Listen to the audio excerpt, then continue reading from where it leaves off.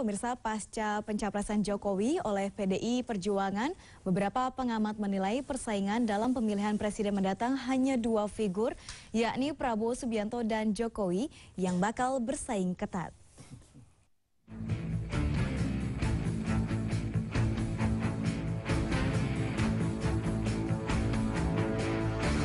Figur Jokowi diharapkan bakal menaikkan elektabilitas PDI Perjuangan dalam pemilihan legislatif. Sedangkan Prabowo merupakan roh dari Partai Gerindra.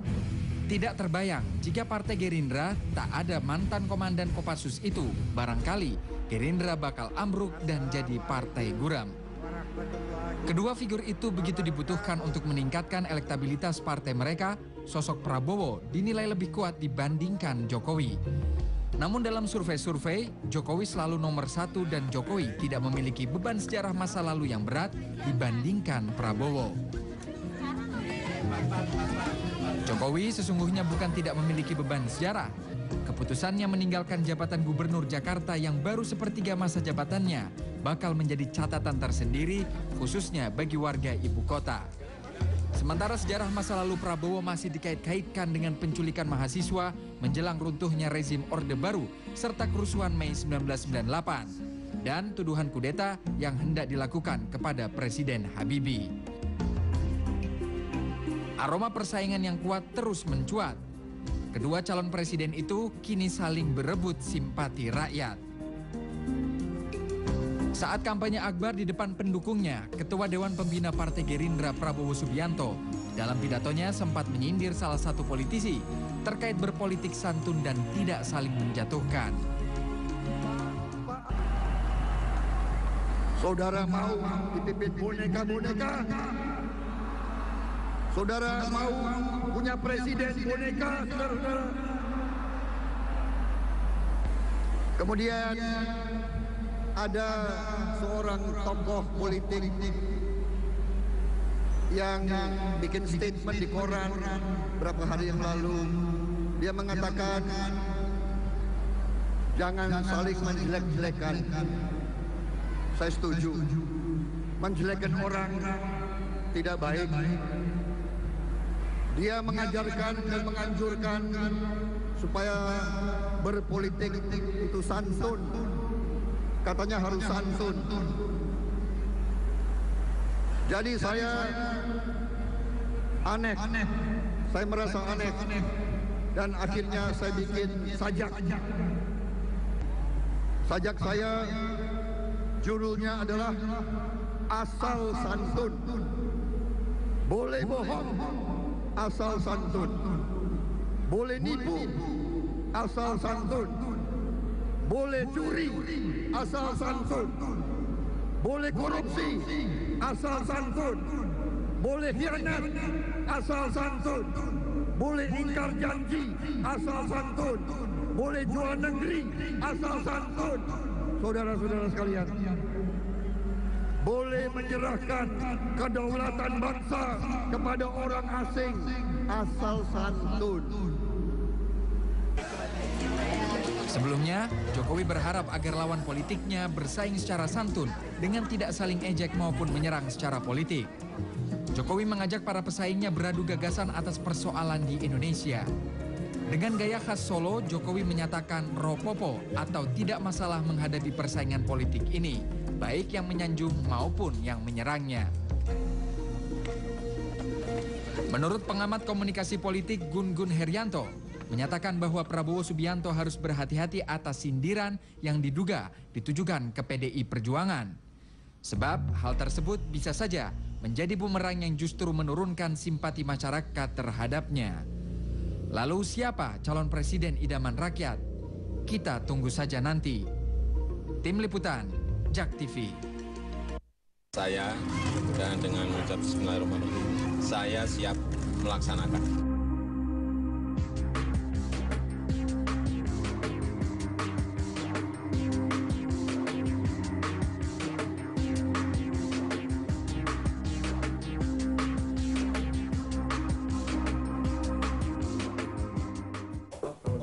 Pemirsa, suhu politik jelang pemilu semakin memanas. Saling sindir dilontarkan oleh para elit politik di negeri ini. Inikah yang disebut dengan perang sehat terbuka para parpol untuk mendapatkan kekuasaan? Jokowi versus Prabowo semakin memanas. Itulah yang akan menjadi tema dialog kita pada malam hari ini di Ada Pemerintah. Dan sudah hadir di studio kami Bang Effendi Simbolon, Ketua DPP PDIP Perjuangan. Selamat malam, Bang. Selamat malam, kabar. Dan juga dari Gerindra, Bang Muhammad Sanusi, politisi Gerindra. Selamat malam. Ya, assalamualaikum. Selamat malam. Waalaikumsalam. Dan juga pengamat politik Pak Ikra Nussabakti. Selamat malam, Pak. Malam. Pertama saya bertanya dulu ke Pak Ikra ini terkait dengan sekarang ini kan banyak kontra di mana Jokowi muncul dan banyak penolakan-penolakan. Saling sindir dilontarkan, apa ini bagian dari pertarungan sehat partai politik? Ya, sebetulnya kalau kita lihat ya, sebetulnya sindir-menyindir itu boleh saja ya, asalkan itu terkait dengan program dan tidak terkait dengan persoalan pribadi ya. Saya beri contoh misalnya pengalaman saya misalnya melihat bagaimana kampanye-kampanye di Australia ya, dari era Bob Hawke dengan Paul Keating ya, dengan lawan-lawannya dari Partai Liberal Nasional ya, itu menarik ya. Kenapa menarik? Karena memang yang mereka sindir, yang mereka serang itu adalah kebijakan, bukan pribadi, bukan apa latar belakang orang dan sebagainya ya. Tapi di Indonesia kita tahu bahwa program tampaknya belum menjadi satu yang dilontarkan oleh para calon presiden tersebut ya. Masih lebih kepada persoalan-persoalan, kalau misalnya ya Golkar dengan mengatakan masa lalunya ya, bahwa zaman Orde Baru lebih enak, kemudian juga Gerindra, Prabowo dengan menyindir Jokowi dan PDIP dan juga Megawati ya. Sementara Jokowi kita tahu bahwa dia masih sangat bersifat defensif ya. Jadi Anda melihat saat ini lebih ke pribadi dibandingkan dengan program-program? Kalau buat saya iya, ya, buat saya iya. Kenapa demikian? Karena sebetulnya kalau Jokowi mau juga bikin sajak bisa saja ya. Tadi televisi Anda sudah menyebutkan ya. Kalau saya katakan apakah orang menculik santun itu juga bagus? Apakah orang menghilangkan orang itu dengan santun itu juga bagus? Kan itu juga bisa menjadi perdebatan sengit juga ya. Jadi itu yang buat saya harusnya Pak Prabowo itu bisa lebih cerdas. Karena saya tahu persis beliau adalah orang yang sangat cerdas ya. Dan karena itu buat saya harusnya kampanyenya itu juga harusnya cerdas atau mencerdaskan para pemilih. Artinya sekarang gitu. belum cerdas begitu, Pak?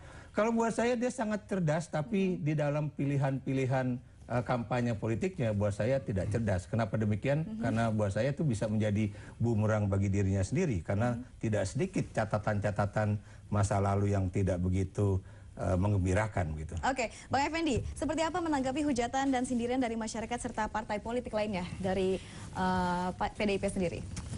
Ya, kami menerima dengan terbuka ya, lapang dada gitu ya. Dan Ibu Megawati juga secara arif ya, kita bisa menyaring ya mana yang positif, mana yang memang konstruktif begitu ya. Apapun partai politik itu kan inklusif, jadi terbuka, sekaligus terbuka dikritik. Dan termasuk gaya apapun pihak lain ya. Jadi, dan Pak Jokowi juga orangnya aslinya, originalnya begitu. Ya, dia nggak ada terpengaruh ya. Jadi Prof. Ikrar juga sampaikan, termasuk sampai masalah mungkin lebih jauh lagi nanti. Ini kan baru start awal ini. Ya. Baru mau mulai ya, pemanasan. Ini kira-kira kan partai-partai menengah ini kan sudah mengkalkulasi ulang setelah Jokowi muncul, seperti P3 yang kemarin sedikitnya merapat ke Gerindra.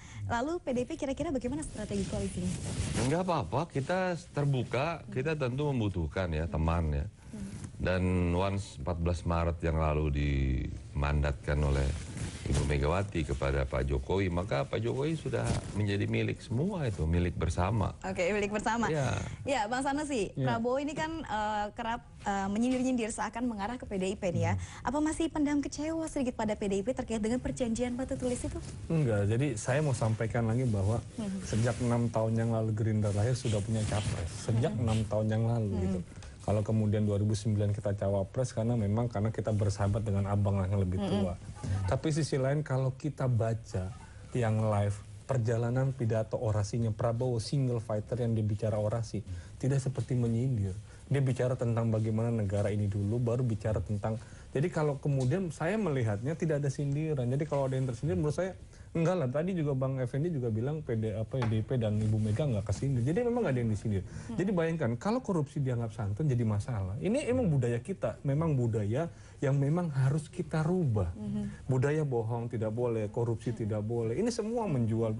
Jadi dia tidak menyindir. Saya tahu walaupun saya tidak terlalu lama kenal Pak Prabowo, cuma 6 tahun pada saat di Gerindra, dia apa adanya, seperti yang keturunannya ada Ahok lah. Dia apa adanya dia ungkapkan, tapi bukan berarti dia menyindir.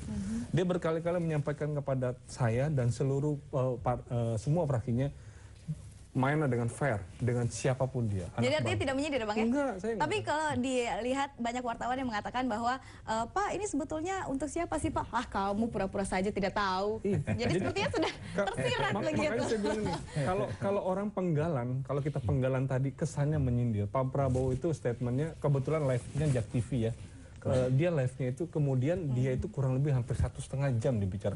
Dari awal bercerita semua bagaimana dia senang, dia happy, dia senang sampai dia joget-joget segala macam. Saya tidak melihat bahwa ini sindiran. Kalau menurut dianggap sindiran ya biasalah namanya sindir-sindir, tapi buat saya sebetulnya ini bagian dari demokrasi dan kita fair-fair aja lah. Fair-fair aja. Mas Sanusi, ini kan kita lihat Prabowo sempat melontarkan pemimpin yang tidak konsisten, jangan sampai kena pemimpin yang mencela-mencela akan berbahaya bagi Indonesia, lalu tertipu dengan sikap bohong seperti yang tadi Abang sebutkan, tidak menepati janji begitu ya.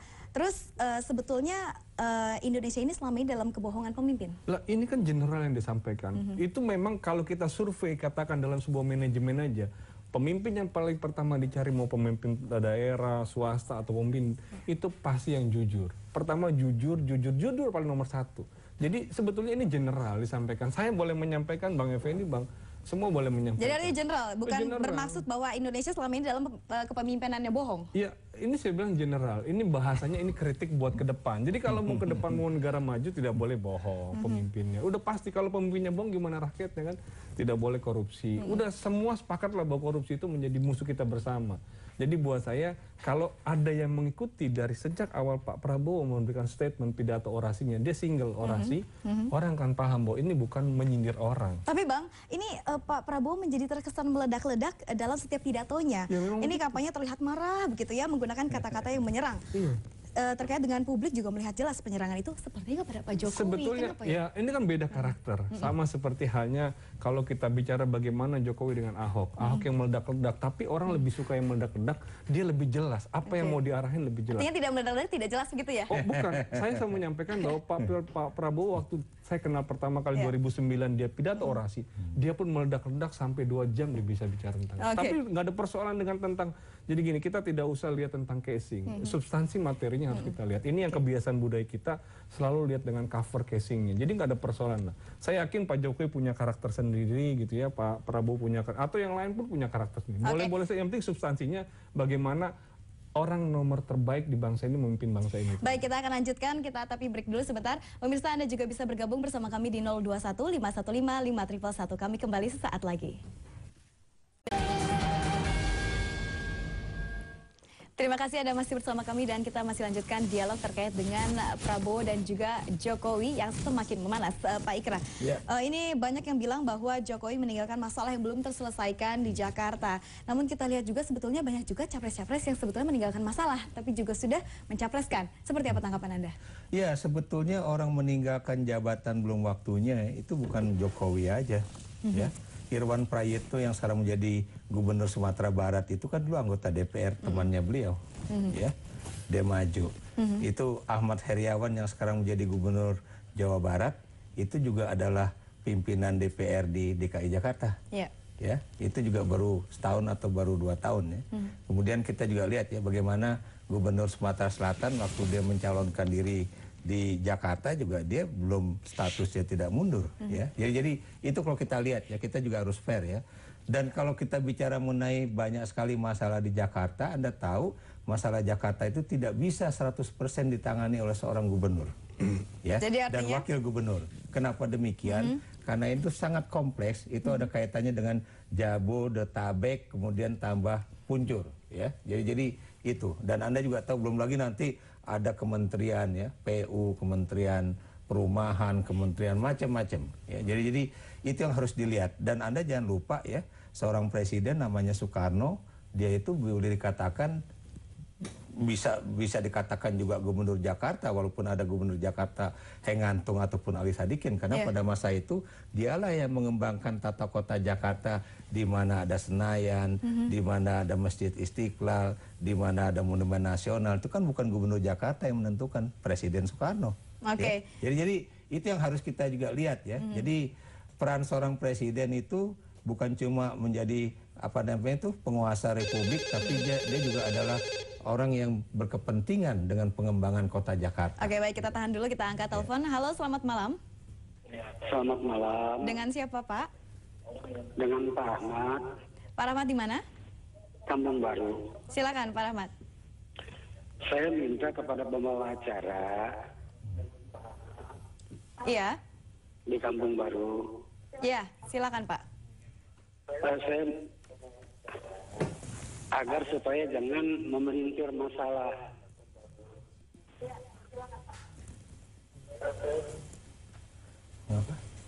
Ya, lanjutkan Pak, silakan. Putus. Ya, terima kasih Pak Ahmad di Jakarta. Ini kita lihat Bang Effendi, dengan mengusung Jokowi, sepertinya sudah percaya diri ya Bang ya, untuk menerima kemenangan rasanya, sepertinya begitu ya. Seberapa besar keyakinan PDIP menang dalam Pileg nanti serta Pilpres mendatang? Ya, kita dengan kerendahan hati lah. Itu kan sebuah keputusan yang panjang ya. Ketika Ibu Megawati juga menetapkan memberi mandat, itu kan di kata-kata yang ditulis tangan dan itu original dari beliau, itu kan disebut mencermati dengan seksama dan cukup lama, lebih dari 1 tahun ya, sehingga pada tahap paripurna Ibu kemudian legowo menetapkan memberi mandat penuh pada sosok Joko Widodo yang dikenal sejak figurnya dari wali kota kemudian dianggap mampu ya, dan sekaligus yang utama adalah menjawab harapan rakyat Indonesia, sehingga dikedepankan kepentingan harapan ini. Itulah yang jadi alasan Ibu Megawati kemudian memberikan mandat. Oke, Bang Effendi, kita lihat mandatnya itu kan baru tulis tangan. Ini apakah saat ini Jokowi diusung, apakah semata hanya strategi mendapatkan suara di Pileg, namun nanti nyatanya capresnya bukan Pak Jokowi? Itu kan ditandatangani. Jadi hanya nanti bisa berubah lagi? Ditandatangani di kop suratnya PDI Perjuangan. Jadi resmi itu sebagai ketua umum, karena posisi Ibu Megawati sebagai ketua umum yang oleh Kongres PDI Perjuangan 2010 itu diberi memang hak prerogatif untuk menetapkan calon presiden dan calon wakil presiden 2014. Bisa saja Ibu menetapkan dirinya sebagai ketua umum untuk menjadi calon presiden. Tetapi itu tadi, setelah mempertimbangkan dan kemudian masukan dan mencermati ya, mencermati dengan cermat bagaimana perkembangan dinamika dan menjawab harapan rakyat. Ini kan harapan rakyat Indonesia yang ingin kita hadapi, bukan menjadi eksklusif hanya PDI Perjuangan. Maka ketika Pak Jokowi 14 Maret yang lalu ditetapkan resmi menjadi calon presiden dari PDI Perjuangan, ketika itulah sebenarnya Pak Jokowi bukan saja sudah menjadi milik PDI Perjuangan ANSI, tapi menjadi milik kita bersama. Nah, tugas kita bersama lah untuk mewujud nyatakan untuk 9 Juli yang akan datang. Bang, istilah yang muncul banyak sekali pemimpin boneka. Memang apakah betul Jokowi seperti boneka yang akan diintervensi nantinya ketika menjadi presiden? Boneka ada mungkin Ibu yang Mega di belakangnya. Mungkin yang dimaksud foto yang satu lagi kali yang pegang boneka. Oke. Ya, karena ini nggak ada boneka, masa Pak Jokowi boneka? Wajahnya kelihatan Indonesia original. Oke, iya. Tapi mungkin bisa dikesankan bahwa sebetulnya nanti Ibu Megawati akan mengintervensi segala kebijakan. Apa yang Ibu intervensi? Karena integritas Pak Jokowi itu juga di penilaian Ibu Megawati, masa kemudian hanya dijadikan boneka? Saya kira enggak lah. Oke, ini terkait dengan serangan setelah Jokowi naik, mengungkit kebijakan Megawati masa lalu, di mana saat Mega berkuasa, salah satunya Mega dianggap pro outsourcing dan merestui sistem outsourcing serta penjualan aset negara kepada asing seperti salah satunya Indosat dan juga penjualan kapal tanker milik Pertamina. Ya ini Kita agak ke belakang ya. Ya. Ketika saat itu kita bicara, Indonesia kan mengalami krisis. Ya, kita defisit neraca, kita juga defisit. Ketika itulah negara kita harus diselamatkan. Dan Ibu Megawati ketika itu presiden sebagai mandataris MPR loh. Ya, jadi bukan presiden 2004 yang terpilih langsung oleh pemilu langsung, Pak Profesor. Ya, sehingga Ibu Megawati sebagai mandataris melaksanakan perintah keputusan TAP MPR.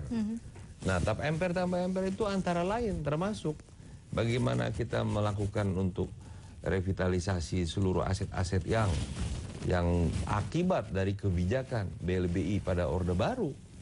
Itu bisa dilihat dan itu saya kira para ahli sangat mengetahui bagaimana proses TAP MPR, kemudian mandataris harus melaksanakan. Artinya karena memang hutang kita yang begitu banyak, begitu, Bang Effendi? Ya, artinya saya ingin menyampaikan bahwa sampai 2004 sistem pemerintahan kita, ya, kita masih menganut sistem bukan pemilu langsung seperti sekarang, ya, masih dipilih oleh MPR dan Ibu Megawati pada saat itu masih harus menjual aset-aset kita. Oh iya, karena perintah untuk melakukan bagaimana agar neraca itu tetap bisa balance ya, seimbang, maka salah satu upaya sebelum masuk ke PPA, ada itu dulu BWPN, BPL. Ya, BWPN itu mungkin Sanusi juga ikut di situ dulu.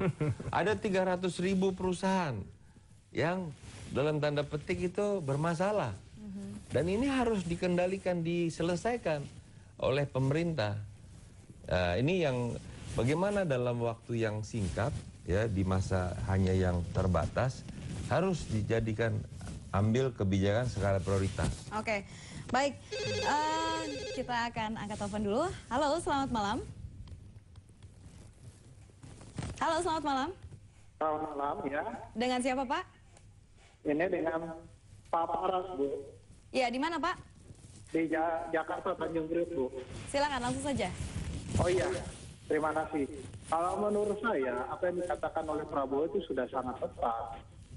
Ya, artinya Pak Sanusi nggak usah, artinya dia berada di gray area lah. Sudah tepat mengarah kepada Jokowi. Karena memang ya kondisi faktanya seperti itu. Apa yang dikatakan oleh Jokowi, dijanjikan, itu 1 tahun lebih tidak ada hasilnya. Saya juga sangat kecewa dengan Pak Ikrar. Kenapa Ikrar bilang bahwa Soekarno pun sendiri tidak bisa. Padahal waktu kampanye saya masih ingat di televisi itu ada penayangan pada saat dia ingin membandingkan dengan Fauzi Bowo. Ada orang ingin melamar pekerjaan, kondisi macet, kondisi banjir. Artinya apa? Zaman Fauzi Bowo jalan macet, banjir, banyak pengangguran, tapi apa hasilnya tidak ada. Nah tiba-tiba 1 tahun setengah kita menunggu apa yang dijanjikan, tiba-tiba Jokowinya kabur seperti itu. Saya pikir apa yang dikatakan oleh Prabowo, kalau Pak Sanusi tidak berani mengatakan itu mengarah ke Jokowi, yang saya katakan bahwa itu tepat apa yang dikatakan oleh Pak Prabowo terhadap Jokowi. Terima kasih. Oke, terima kasih Pak Paras di Jakarta. Silakan Bang Effendi mungkin mau menanggapi. Ya, tentu ya, karena kan ini kita ada saja yang menyenangi, ada saja yang pro, ada yang kontra, itu jamak lah ya. Sudah lah, begitu ya Pak ya? Bukan sudah lah, artinya ada tadi yang ingin saya luruskan ya. Mohon maaf Pak, istilah kabur itu nggak ada. Tadi kan Prof. Ikrar sudah sampaikan bahwa kewenangan Jakarta, Provinsi Jakarta dalam menata, mengelola Jakarta ini tidak sepenuhnya seperti layaknya katakanlah gubernur di daerah lain dan kabupaten kota di daerah lain. Justru ada kewenangan-kewenangan pemerintah pusat. Kalau saya boleh potong, ya, jadi artinya justru dia nanti insya Allah nih 9 Juli maka itu panggilan untuk dia lebih bisa bekerja, untuk bisa memberikan kontribusi pada masyarakat Indonesia, wabil khusus Jakarta. Baik, benar nggak Sanusi? Ya, gini, saya mau kasih tahu, saya cuma mengklarifikasi aja. Pernyataan Bang Ikrar itu, Prof itu bilang kalau Soekarno bisa itu zaman dulu, di mana belum otonomi daerah full. Jakarta ini kompleksitasnya lebih tinggi. Jadi apalagi orang ngurusin Indonesia. Jakarta, kita dari gubernur, dari presidennya siapa tidak bisa memberikan kebijakan yang lebih agresif atau sifatnya lebih masif kepada Jakarta. Karena memang otonominya kuat sekali. Nah, saya mau sampaikan sama Pak Ikral, saya tidak persoalan dia mampu tidak mampu. Saya tidak mempersoalkan dia janji dan tidak janji. Saya tidak mempersoalkan apapun, karena ini hak orang secara individu dan partai politik untuk mengajukan. Silakan saja rakyat menilai. Tetapi yang menjadi persoalan adalah gini Pak. Saya cuma bilang, kalau memang mau maju, mundur, legowo. Orang muda itu harus memberikan dedikasi yang baik. Saya mau sampaikan, Gita Wirawan mundur mau konvensi. Orang muda nih, karena karir masih panjang. Dino Patijalal, Ahok mau maju jadi gubernur, mundur dari bupati. Kenapa harus mundur? Pertama, supaya Pak Jokowi menyapres punya legitimasi yang baik. Jangan kemudian dari gubernur dia bilang kampanye selubung dan segala macam. Yang kedua, kalau dia cuti, Bang, gubernur nggak boleh tanda tangan. Wagub nggak boleh tanda tangan. Sekda sampai sekarang udah setahun PJS terus. Kebijakan Jakarta semenit aja berbahaya kalau digantung. Yang ketiga lagi, buat karyawan PNS di JKI jadi dualisme nih. Dia mau ikut gubernurnya, kalau gubernurnya menang jadi presiden, dia akan kena sama si wagubnya. Jadi menjadi dualisme. Nah yang terakhir saya bilang, kan lucu. Ini bukan provinsi seperti abang bilang, Sumatera Selatan atau kabupaten. Ini ibu kota. Kalau saya boleh ekstrim, Jakarta adalah kota terakus di dunia dalam fungsi kota. Fungsi kota, makanya bebannya terlalu berat. Kalau kemudian kebijakannya nggak ada masalah. Kebayang kalau kemudian ada yang kecewa, ada yang tidak kecewa karena Pak Jokowi maju. Anggap yang kecewa. Dia lebih kecewa kalau Pak Jokowi waktu bertanding, kan belum tentu menang. Bisa menang, bisa kalah. Kalau kalah dia balik lagi, orang lebih marah lagi nanti sama Jokowi. Orang ini muda, karir masih panjang. Jadi menurut saya, ya saya setuju. Emang haknya maju, emang sekarang lagi trennya maju nggak apa-apa. Pak Ikra, silakan tanggapannya. Gita itu, ya mundurnya kan belakangan. Ya. Dulu waktu dia diminta mundur, dia bilang, saya bisa melakukan pekerjaan yang enggak, maksud saya dia mundur padahal waktu sekarang baru konvensi. Anda belum juga harus ngelihat bagaimana dalam internal Departemen Perdagangan itu sendiri. Ya. Kenapa demikian? Karena Anda tahu dia juga punya persoalan di dalam Kementerian Perdagangan yang kemudian dia sendiri kemudian pusing sendiri. Makanya dia mundur. Kalau kemudian dia memang mundur dari awal ketika dia mau maju menjadi calon presiden, itu buat apa dia kemudian saya bisa mengerjakan multitasking kok. Artinya seperti itu yang dibilang kabur begitu Pak? Sebenarnya gini, kalau artinya seperti itu yang dibilang kabur? Kalau Pak Prof bilang gitu sama seperti banyak masyarakat bilang jangan-jangan Jokowi juga tidak bisa menyelesaikan Jakarta yang begitu kompleksitas. Enggak, maksud saya cuma bilang karena dia muda. Kalau buat saya sih ya, itu kita mesti melihat itu apakah dia udah on the right track ya, on the right track di dalam penanganan Jakarta ya. Bagaimana waduk Ria Riu yang Anda tahu itu sekarang cuma lapangan dan seharusnya waduk ya. Itu sekarang dia udah berusaha untuk menggalinya, untuk jadikan itu menjadi waduk kembali. Nah itu selama 10 tahun, 15 tahun yang lalu, kenapa itu waduk bisa jadi tanah kan gitu kan. Jadi hal-hal semacam itu juga harus kita lihat secara fair ya. Dan saya juga bisa memahami lah ya. Karena kita tahu sampai 2012 ketika tadi Bung Sanusi mengatakan bahwa Prabowo memang persiapan untuk jadi presiden itu 6 tahun yang lalu. Benar, sampai 2012 ketika nama Jokowi itu belum muncul ke dalam perpolitikan nasional, itu nama tertinggi untuk menjadi calon presiden itu adalah Prabowo Subianto. Ya, karena dia adalah antitese dari Susilo Bambang Yudhoyono, sama-sama militernya. Tapi begitu nama Jokowi muncul, Anda tahu di dalam itu survei-survei itu yang kemudian dia kalah. Makanya saya tidak heran kalau kemudian Pak Prabowo seperti itu. Walaupun buat saya jadi artinya Pak Prabowo marah karena memang adanya Jokowi begitu. Kalau buat saya ya. Jadi karena diusungnya Jokowi. Dia untuk menjadi presiden itu menjadi terhambat. Walaupun saya berharap ya, saya lagi-lagi berharap itu survei-survei yang mengatakan bahwa 4 partai politik Islam itu akan lenyap. Itu mudah-mudahan nggak terjadi.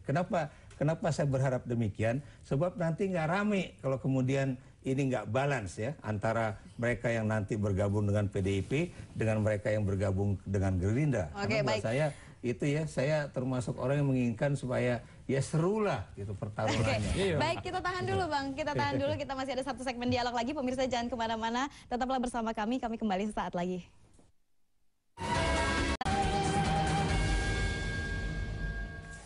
Kita lanjutkan dialog kita pemirsa terkait dengan Jokowi dan juga Prabowo Subianto yang makin memanas. Ini ke Bang Sanusi dulu nih. Bang Sanusi, tadi kan saya sudah sempat mencolek masa lalu dari Ibu Mega. Sekarang saya mencolek sedikit ketika ditanya oleh wartawan ini yang mengatakan bahwa hambatan Pak Prabowo di 2014 ini bukanlah Jokowi sebetulnya, melainkan masa lalunya terkait dengan pelanggaran HAM. Seperti apa? Ya, ini yang sampai sekarang kan masih menjadi pertanyaan.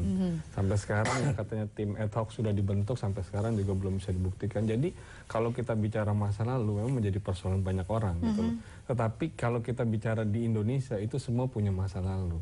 Saya sendiri kalau yang teman-teman saya di Jakarta, saya tim sukses waktu itu, sekretaris tim pemenangan Pak Jokowi dan Pak Ahok, itu saya tahu betul. Dan saya yang orang yang mempelopori bagaimana memobilisasi seluruh fraksi, walaupun kita cuma 11 tambah 6 bisa memobilisasi seluruh program Pak Jokowi di Dewan, itu saya tahu betul. Tapi balik lagi saya bilang, kalau kita bicara masa lalu ya seperti Bang Effendi sebelumnya cukup panjang. Kalau kita bicara mampu tidak mampu, ukurannya subjektif. Kalau kita bicara mundur dan tidak mundur, itu juga hak masing-masing. Tapi sebetulnya kejelasannya seperti apa sih Bang Sanusi? Karena ketika ditanya wartawan tidak mau menjawab Pak Prabowo. Ya, kejelasannya ya, negara mau kejelasannya negara yang menentukan. Kalau orang melanggar HAM, ada kejelasan atas negara siapa yang melanggar. Nggak bisa kita menjustifikasi orang tanpa dasarnya gitu. Sekarang dasarnya negara yang menentukan. Silakan aja tentukan negara berdasarkan peraturan yang berlaku. Jadi kita nggak bisa menjustifikasi orang pada saat kita tidak punya kewenangan itu. Makanya saya bilang tadi, ini lucu kalau kita debatkan masa lalu menjadi panjang. Kalau kita debatkan etika menjadi tidak tertuang. Oke, tapi soalnya Bang, masyarakat perlu tahu siapa sebetulnya capresnya mereka dan mencari tahu background-backgroundnya. Tidak salah kan kalau seandainya masyarakat tahu sebetulnya seperti apa. Pak Prabowo itu buka aja Google-nya, Twitternya semua banyak. Bisa dibuka, semua ada klarifikasi bahasa tentang yang tadi bilang HAM segala macam. Sangat buka, Twitter aja prabowo.com itu udah kebuka semua. Itu bisa dibuka semua, orang bisa lihat lah. Karena dunia maya tuh orang lebih bisa dilihat dan itu lebih transparan. Dan saya mau menyampaikan bahwa sejak waktu Pak Prabowo mencapres dan yang Pak Prof tadi bilang, kita sudah punya 6 program aksi dan itu disebarluaskan, dipublish.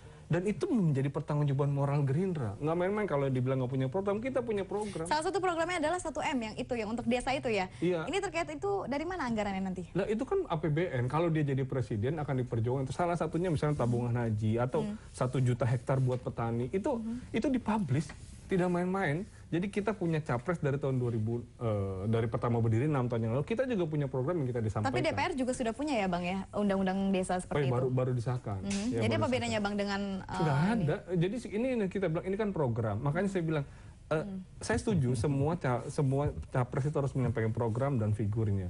Tapi ini program kalau sudah menyampaikan, dia pertanggungjawaban moralnya itu besar. Sekarang satu pun capres belum ada menyampaikan program yang bisa dipertanggungjawabkan secara moral. Ini moralnya besar atas nama Gerindra loh. 6 aksinya. Jadi itu yang menurut saya yang keberanian Gerindra lah menurut saya untuk bisa menyampaikan itu. Baik Ra, selama kampanye yang muncul bukanlah masyarakat untuk diajak dewasa, tapi untuk mempelajari dan juga belum diajak untuk mempelajari siapa sebetulnya caleg dan apa program mereka. Dan ini yang ada juga tadi seperti Anda bilang mengumbar masalah pribadi masing-masing. Seperti apa? Itu yang makanya kalau saya mengajar di kelas ya, untuk mahasiswa S1, S2, saya selalu mengatakan pemilihan umum itu bukan hanya memilih orang, tapi memilih program. Ya. Itu yang kemudian kita tahu di dalam pemilu di Indonesia ini masih belum ke program, masih ke orang ya. Makanya kemudian kampanye bagaimana kemudian orang dipoles, orang dibikin begini, orang dibikin supaya citranya tinggi, kemudian bayar konsultan politik dan sebagainya, tapi tidak ke program. Nah, itu yang harusnya kita sudah mulai untuk bicara program ya. Jadi itu yang buat saya tuh harus ini. Tapi juga masyarakat juga harus diberi pengetahuan ya bahwa perdebatan antara misalnya Jokowi dengan Prabowo itu kemudian jangan sampai kemudian itu masuk ke akar rumput ya. Kenapa demikian? Seperti pada tahun 55 ya, tahun 50-an itu kalau Anda baca sajaknya Taufik Ismail, itu bagaimana dia menggambarkan salah satu tokoh PKI dan tokoh Masumi. Dia bilang bahwa di dalam sidang parlemen mereka seperti singa yang ingin saling mencakar dan saling memangsa.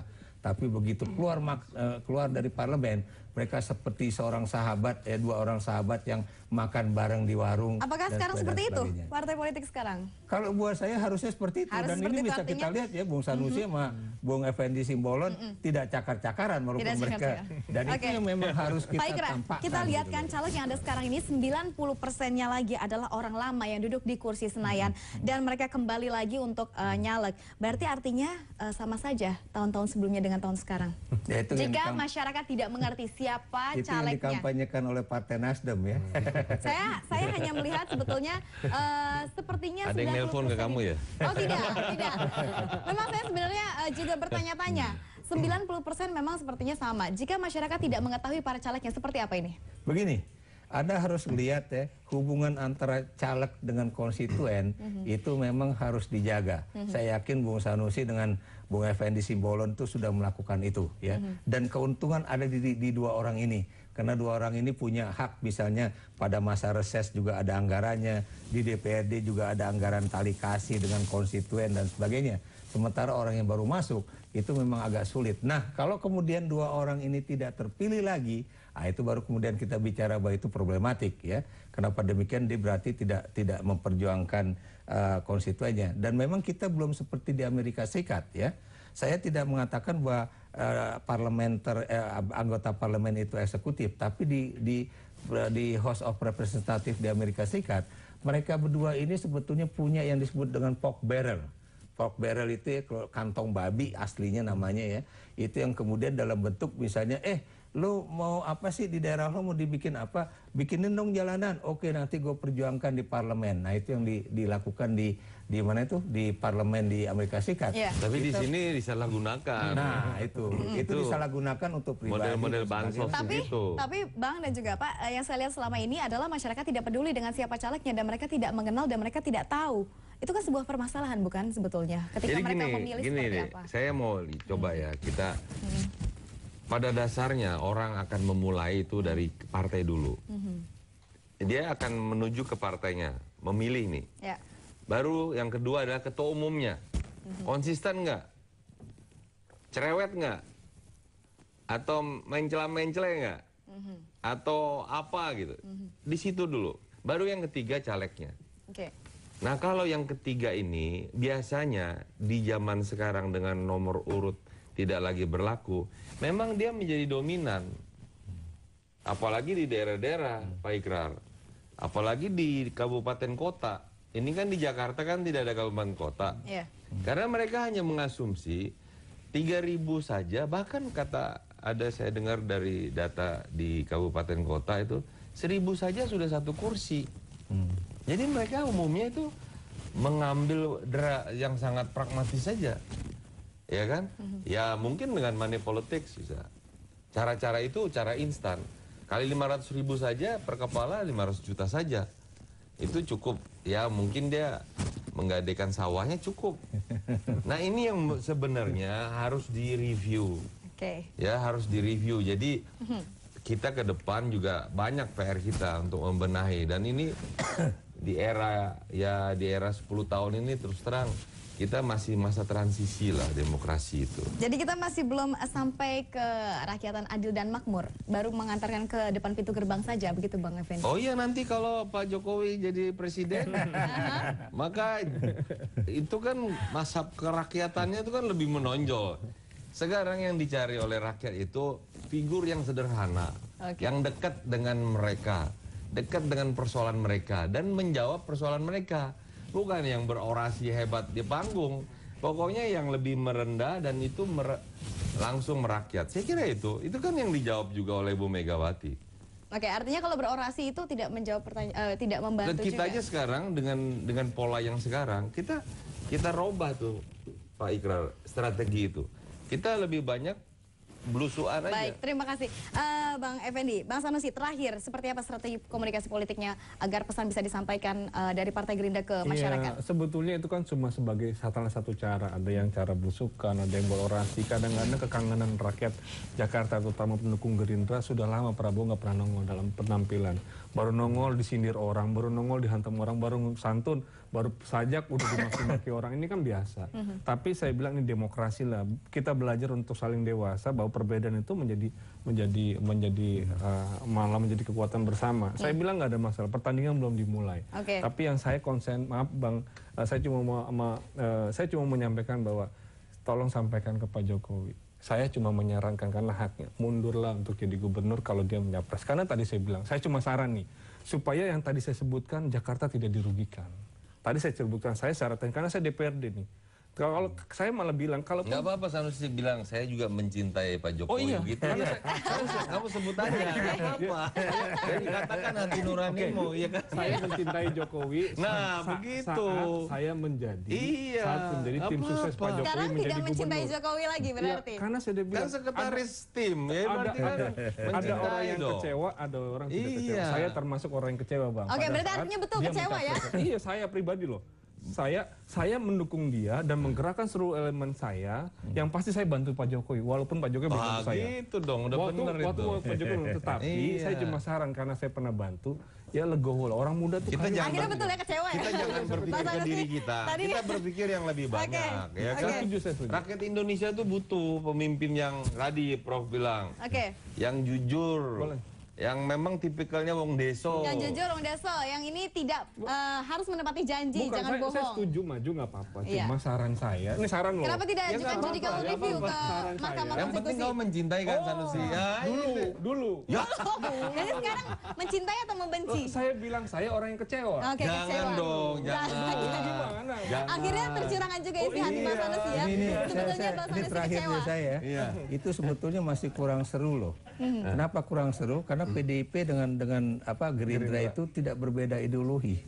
Sebenarnya kalau ada satu kekuatan politik misalnya dari ideologi agak berbeda, misalnya dari Islam ya, bagaimana dia memberikan gagasan-gagasan nuansa Islami dalam pembangunan itu akan lebih seru lagi. Dulu kan sahabatan ya, selalu mesra PDIP dengan Gerindra gitu kan.